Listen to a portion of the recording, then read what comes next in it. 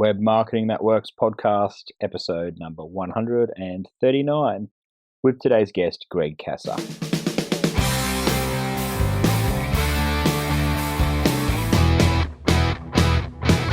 Welcome to the Web Marketing That Works podcast. Come behind the scenes of real-life marketing experiments and listen in as amazing guests confess the truth about what really works. Now, here are your hosts, Adam Franklin and Toby Jenkins.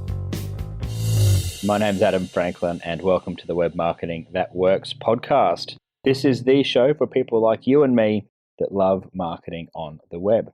Now, I'm going to introduce you to today's guest in a second, but I just want you to know that you'll be taken behind the scenes of real-life marketing experiments. We'll look at the good, the bad, and the ugly.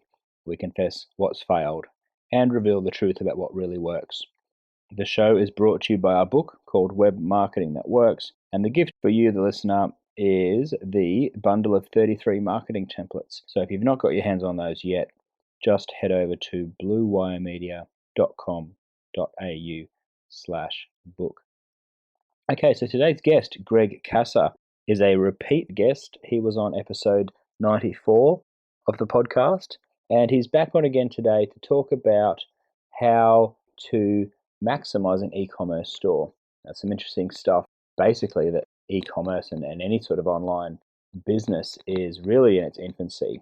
I think he says that only 9% of transactions actually take place online these days. So there's a whole bunch of opportunity. Even if you're just considering having an e-commerce store, there's a whole lot we can learn from Greg today. Now, Greg, as you may recall from episode 94, runs The Collective, which is really a group of high-achieving business owners who have very advanced marketing strategies that he does with them. It's a fantastic mentor, and I've got to know Greg a lot over the last year or two, given that we're both on a couple of road shows together, and we've spent a fair bit of time catching up, and I always learn a heap when I talk to Greg. So look, with that introduction, let's head over to the show, and it is actually going to be a two-part show. So we'll have this episode and the next episode all with Greg. So let's kick things off. My name's Adam Franklin, and on the line I have Greg Cassar. How are you, Greg? Hey, Adam. Very good, very good. Happy to be here. Great. Well, welcome back. You were on episode 94 of the show, and I'm thrilled to have you back on. And today we're going to talk a lot more about e-commerce. So I guess as a starting point, would you mind sharing with us, I guess, a bit of the story that's led you to this point of being able to share these e-commerce tips with us? Yeah, excellent. Happy to do that. I guess like most people, I started off with a traditional day job. I got into computers because I could see that was where, the money was going to be back like in high school and university type days. Worked in corporate IT and started to get really, really good at that, but just knew deep down that wasn't really for me. It was really a defining moment actually that happened in my corporate days.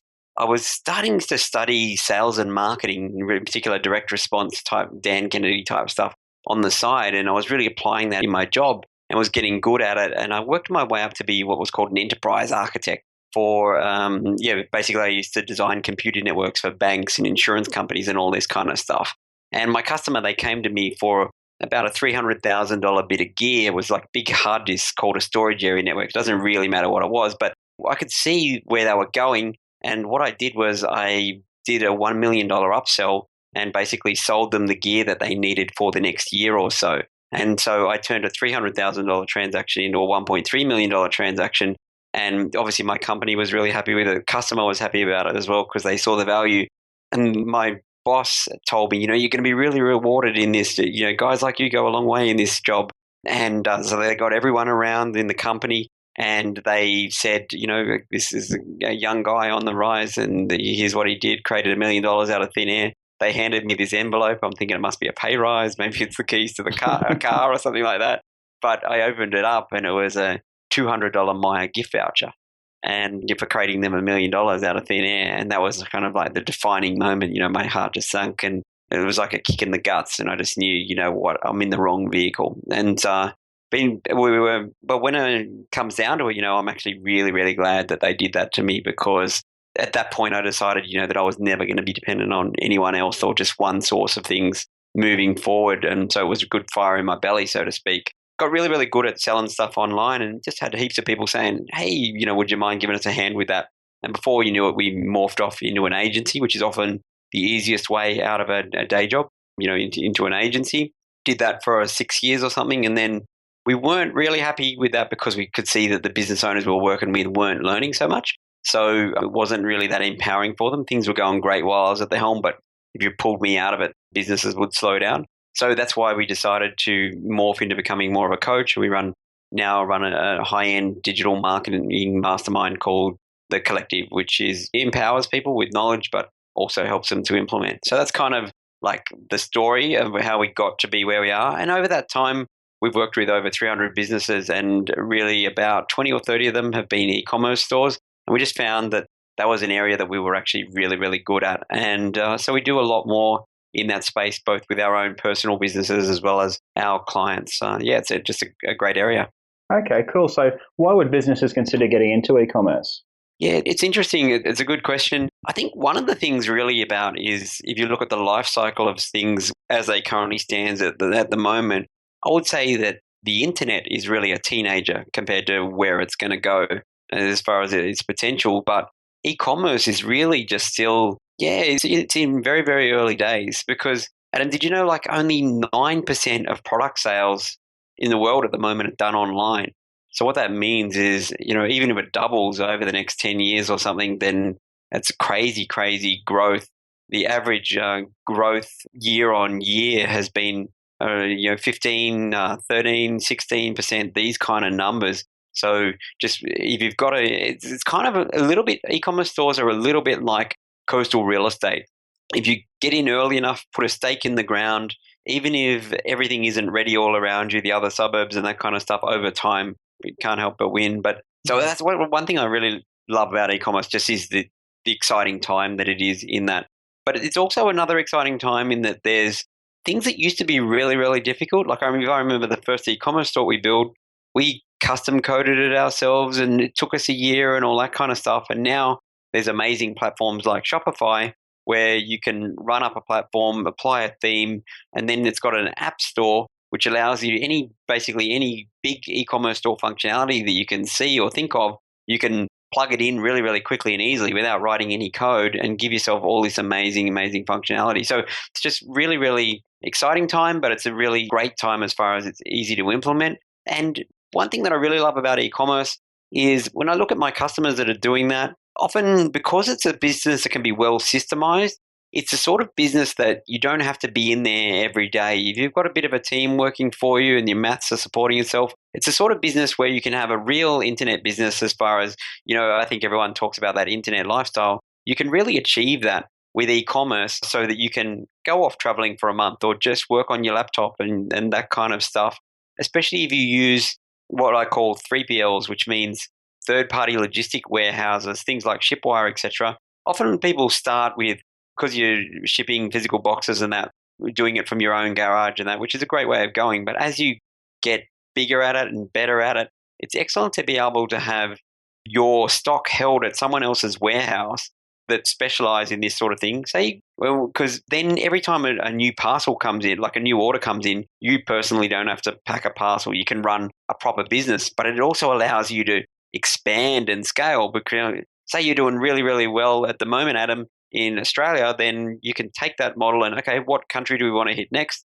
Cool. Let's say you want to go to the US. Let's ship some stock there to the same warehouse, but in their version of it in the US, clone the e-commerce store, clone the traffic, and boom, off you go. And you're set up in another country. And so it can really, really be exciting from a cookie cutter point of view. So as you can tell, I'm a bit of a geek and passionate about e-commerce, but I just think it's a great area. It's really cool. And you've actually answered a few of the questions I had in my head there, Greg, particularly around fulfillment of orders, because I think that's probably something that without knowing some of these tools that you just mentioned, like could be a bit of a burden for people to go, oh, yeah, it'd be great to get all these online sales, but, I've got to pack the boxes and go to the post office and lick the stamps and pop them out in the mail. But but obviously that's not the case. You don't want to be doing the George Costanza buying the cheap stamps for his wife, getting him to lick them and send them out. Do you know, you a Seinfeld fan? Do you know that? Yeah, absolutely. Yeah. For those who don't know, he saved money on the stamps and accidentally killed his wife to be before the wedding as she was sending the wedding invites out. Yeah, you definitely don't have to do that. Like a lot of businesses do start off that way, but I think you really, if you can think about it as you get more mature, starting with the end in mind and what's the business that you really want to build. And I don't think you really get into business to be sending things out the door yourself. It's a great way to test the market. Like for at the moment, although at the moment, like we're testing a big market in the US with a new e-commerce store that we're doing. To get started in its very first instance, we're actually just doing affiliate sales on Amazon, which sounds stupid. Like, why would you do that? You're only going to make 4% or 6%, that kind of thing. But we're not doing it for very long. We're just doing that for a month or two to figure out which products sell well. And then from that, then we'll buy the stock. Do you know what I mean? We'll buy the stock of things that are known winners rather than holding all this stock, that kind of thing. And then often that goes through a life cycle. Once you've figured out what's working, then you might get into private labeling, which means now how to import stuff, for example, from China yourself and with your own label on it. So you're building your own brand so that you're not just competing with everyone else on price. You're using your marketing to create some wow about your brand and about your products, which is very cool. Yeah, so what type of marketing might you do there, Greg? Do you mean like for bringing in new customers, or do you mean for building your brand? Oh, building the brand, yeah. Let's start there.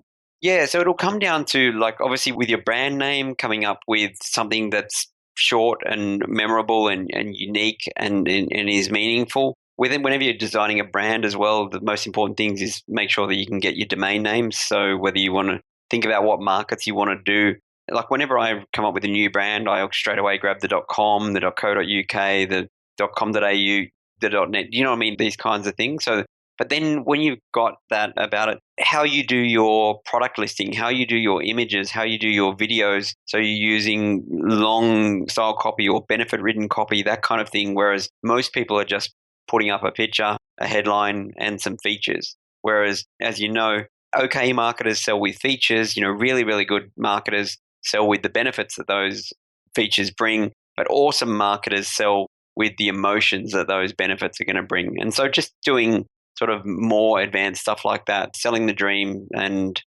the aspiration of that product and the results that it's going to bring for people. So they're the sorts of things that we think about when creating brands and creating compelling messages for products and services. Okay, cool. What other components do you need to consider when you're building like a successful e-commerce business? Yeah, so with that, we've really given that a lot of thought. And in some ways, an e-commerce business, if we think of it a little bit like a cake, so there's the recipe for the perfect e-commerce store. And if you're cool with it, I'll run through. I've got a few of these things that this is really, really important for the listener, because if you're missing even just one or two of these things, then the whole cake isn't going to rise. So say, for example, you've got a cake mix and it doesn't have a flour, then it's just going to end up with this like mess at the bottom of the pan. And the e-commerce store can be like that if you don't know all of these things and get these things right. So the recipe for a perfect e-commerce store, the first thing we've got to think about is have you got a product range? Like, can you do repeat purchases? Because we want to avoid one-shot marketing. We don't want to be just in the business of we bought a customer, we made a transaction, we made a little bit on it, and that's it. Do you know what I mean? So we want to be able to make sure, okay, we bought them that, but now they're also likely to be interested in this and they're likely to be interested in that. Because as we know, getting the customer the first time is the most expensive, and after that is obviously a lot more cost-effective afterwards. So that's the first thing we really want to be thinking about. Is there a product range? Second thing that we really want to be thinking about in our recipe for the perfect e-commerce store is there people actually already searching for this? So is there demand for it? And sometimes it doesn't matter if people aren't searching for it, like on Google, etc., as long as they can do the third one, which is they have to be able to be targeting. And this doesn't really matter if it's e-commerce or whatever type of business is it. If every business that I look at for someone, I always make sure there's either an audience searching for it or they can be targeted. So say, for example, men aged 36 to 46 who are living in San Francisco and who are interested in football, that kind of thing. That's an example of a targeting. So they're kind of the first three. The next thing to think about is like from a price point of view. We actually work with a lot of people who are maybe been successful on eBay before, or maybe they've been successful on Amazon before. And sometimes, like we worked with some guys recently, and these guys were doing $2 million a year on Amazon, and they actually got there in their first year or two, like really, really fast. Amazon's like drinking from a fire hose if you get it right. But with Amazon, you don't own the customer. They never give you the customer info. So it's always just buying a customer sort of thing. But on Amazon and eBay, you can get by with selling really cheap products like $12, $14, $8, that kind of thing, because you don't have the cost of traffic. But when you're doing your own e-commerce store, then you really have the cost of traffic as well. So while on eBay and Amazon, you could have those lower priced products, on an e-commerce store, you really want to be thinking about your average product as being $50 or greater, that kind of thing, because otherwise by the time you spend money on traffic, it's not going to work. Any questions on that before we move on to the next ones? No, that's all making sense, mate. Keep going. Okay, cool. So that's like our first 4 in the recipe for the perfect e-commerce store. So number 5 is cost-effective shipping. So obviously, wherever possible, we want to be sending out things that are lightweight and not too big either. But we've got customers who are breaking this rule and still doing well. So we've got customers selling big, bulky things like fridges, etc., where if you do those sorts of things, you've just got to make sure that you have really good shipping calculators so that you don't lose on your shipping. So you can break this rule, but as a general rule, you want to have cost-effective shipping. The smaller and lighter, the better, and not too bulky as well, because some of the shipping calculators depend on the size of things, or some of them it's about the weight. So cost-effective shipping is important. Okay, so that's number 5. Number 6 is good multi-supplier supply chain. So there's a saying, the worst number in business is 1, meaning whether it's one customer, or like me when I had just one employer, and then like they didn't tell me that they were finishing me up. But obviously if you just got a day job, then it's kind of risky in my mind, because that one employer could say, you know what, Adam, it's been great, but we're downsizing and we really don't need you anymore. Thanks a lot. Here's your pen. And see ya, you got 30 days or whatever, or not even necessarily. The same thing happens with supply chain. So if you're, for example, importing your widgets from China or wherever it is, you don't want to just have one supplier of that, because if they're having problems in their factory, that can affect your customers, or you might not be able to get stock, that kind of thing. This happened to us. We used to have this e-commerce store called Santa Suit World. Yeah, it was santasuitworld.com. And we were excellent marketers, and we were doing really, really well. October was starting off slow, and then November was really, really ramping up. Got to the end of November, the start of December, and we're placing these orders and they couldn't be delivered. And then talking to the manufacturer, this was our wholesaler at this time, and he's like, sorry, Greg, bad news. We're out of Santa Claus suits at the moment. We'll be back in touch shortly. Mm-hmm. So we had to turn off our traffic. Like, this is the start of December. And then we hear back from him again at the start of February, and he's like, hey, Greg, we're good to go again. But it's just like, oh, man, you're killing me here. Because if I ask you, Adam, how often have you thought in February, damn, I've got to get myself a good Santa Claus suit right now? Yeah, not that often. Not that often, yes. But that was what we were seeing with the search volume as well. So you can see some of these lessons I really, really learned the hard way. You know what I mean? Yeah, so good multi-supplier supply chain is great. Okay, that's number 6. Number 7 is ultimately we want to be making 50% or more on our COGS. So COGS, not everyone would know what that means, is cost of goods sold. So say, for example, here I've got an iPhone case in front of me. So let's use simple numbers. Say that iPhone case was going to sell for $10. I would need to be buying it for at least $5, so to speak, or $5 or cheaper in order for the maths to work. But a better example would be I was selling a widget for $100. I'd want to be buying it for $50 or cheaper. But to make the maths even better, ideally you want to be doing like 66% or only buying for 33%, that kind of thing. So if I'm selling this widget now for $100, really I want to be trying to buy it for 33, that kind of thing. So that really, really does make a difference to do with the profitability, of your business. Okay, and then number 8 is that Google and Facebook like it. So I've been involved in certain niches before where Google and Facebook didn't like it. So this happened when I was in the herbal Viagra niche. Yeah, so it was all fine. Google liked it. My wife got a little bit sick of me during the product sampling phase. And Google didn't like it as well because they changed their rules, and anyway, you couldn't sell herbal Viagra, that kind of thing. Google and Facebook, really, they're the two biggest traffic stores in the world. So if you can't get traffic from them, if they're not liking what you're doing, then you're better off sort of avoiding it. So yeah, that's the first 8. I've got 16 in total, so I've got 8 more. Do you want me to keep going? Do you have any questions on that? No, we're going well there. Yeah, mate, let's keep it rolling. We might even push this across to a second episode. Would that work? Yeah, you're the boss. Whatever you want. We'll call that part 1, and then we'll push the rest over into part 2. So just tune into the next components for the successful e-commerce business. So we'll call that a day for that one, Greg, and we'll jump on to the next show. Awesome. Excellent. Thank you. Cool. And that's a wrap for my first part of the 2-part series with Greg Cassar. We covered off the 8 tips for a recipe for having a successful online business, an e-commerce store. So if you tune into the next episode, we're going to cover the next 8 tips, as well as dive into his profit triad and how that applies specifically to e-commerce stores. So make sure you tune into the next episode. Just to close out this show, this episode was brought to you by my book that I wrote with Toby. It's called Web Marketing That Works. If you've not downloaded the templates yet, please head over to bluewiremedia.com.au/book. And if you've got feedback or questions or guest suggestions or anything like that, please drop me an email at adam.franklin@bluewiremedia.com.au. If you love the show, and I hope you did, then we would really appreciate iTunes reviews or reviews on Stitcher. So we'll give a shout out to the 5-star reviewers. And I look forward to seeing you for part 2 of this 2-part series with Greg Cassar. See you on the next show.